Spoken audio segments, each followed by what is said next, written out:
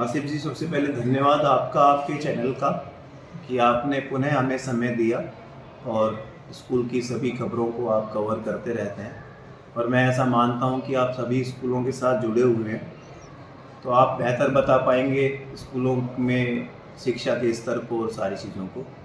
फिर भी मैं आपको बताऊं कि आर्थिक रूप से जो कमज़ोर अभिभावक हैं, उनके जो बच्चे हैं जो शिक्षा अच्छी ग्रहण करना चाहते हैं, अच्छी संस्था में शिक्षा ग्रहण करना चाहते हैं, उनके लिए स्कूल 23 मार्च 2025 रविवार को स्कॉलरशिप परीक्षा का आयोजन करा रहा है, जिस परीक्षा में उनको नगद इनाम भी दिया जा रहा है।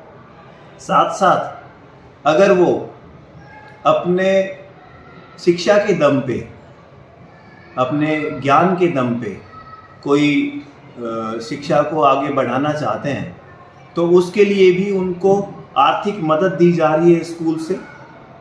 उनके मार्क्स जितने आएंगे, उनके स्कॉलरशिप एग्ज़ाम में, उनके छात्रवृत्ति परीक्षा के दौरान, उसी के आधार पे उनकी फ़ीस में भी कटौती होगी, उनकी फ़ीस में रियायत होगी।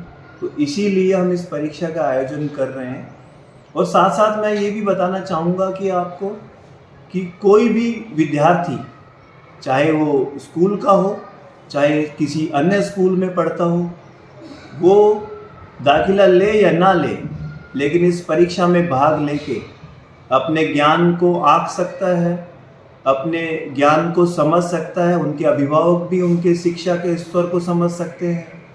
और अगर वो बच्चा कहीं पे भी अव्वल आता है, चाहे वो आगे भी दाखिला ले या ना ले, उनको वो इनाम की राशि उनको दी जाएगी, जिससे कि क्षेत्र में शिक्षा का एक महत्व समझाया जा सके। ये एक बड़ा कारण है हमारा इस परीक्षा का आयोजन कराने का।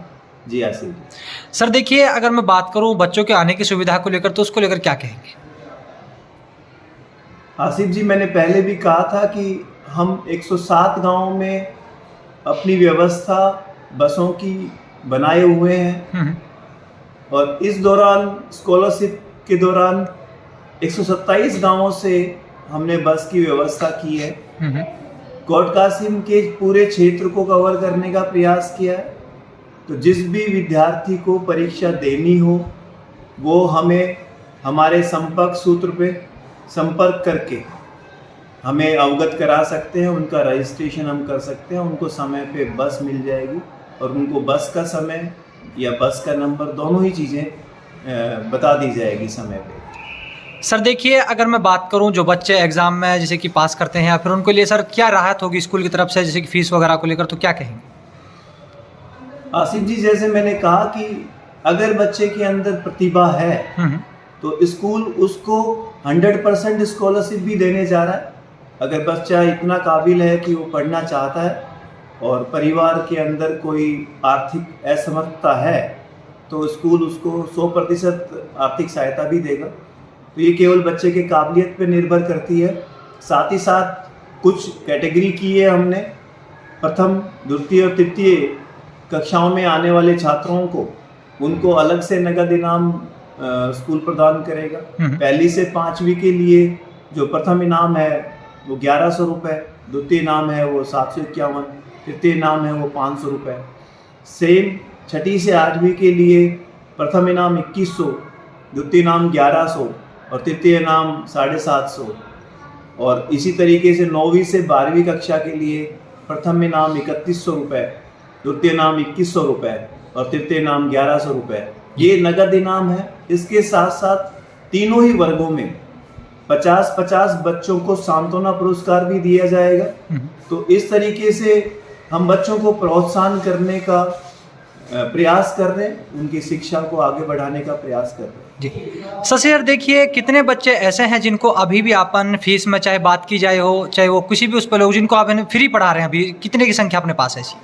आसिफ जी, मैंने पहले भी आपसे कभी चर्चा हुई थी तो बताया था कि हम 100+ बच्चों को फ्री ऑफ कॉस्ट एजुकेशन दे रहे हैं इस संस्था में, और आगे भी देते रहेंगे, जिससे समाज का कल्याण हो पाए। जी, थैंक यू। शशि सर देखिए, अगर मैं बात की जाए शिक्षा के क्षेत्र में जो बाकी स्कूल है उनसे डिफरेंट अपने पास क्या है सर, क्या कहेंगे उसको लेकर?